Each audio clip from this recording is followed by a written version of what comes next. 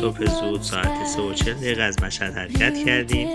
مسیرمون از روستای خوشمنظره بغمج گذشت تا رسیدیم به روستای اندیشش. جاده پرپیچ و خم شبیه جاده کلات و خیلی خلوت.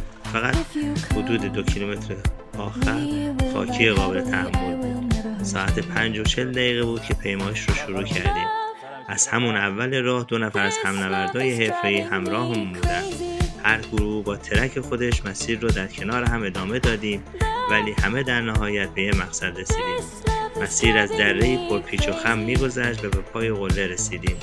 یک کم به دبستان داشت تا برسیم به دست سنگ انتهای مسیر.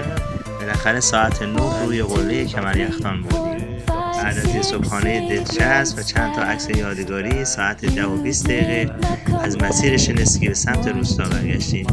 ساعت 13 پس از طی حدود 18 کیلومتر رسیدیم پایین کنار ماشین ها. با هم خداحافظی کردیم و شماره ها رو رد و بدل کردیم. حدود ساعت 15:20 مشهد بودیم. یه روز عالی با همنوردهای درجه 1 و طبیعتی بی‌نظیر. تا صعودی بعد بدرود. و این جانب انشالله که بتونیم در برنامه‌های بعدی هم در کنار دوستان باشیم.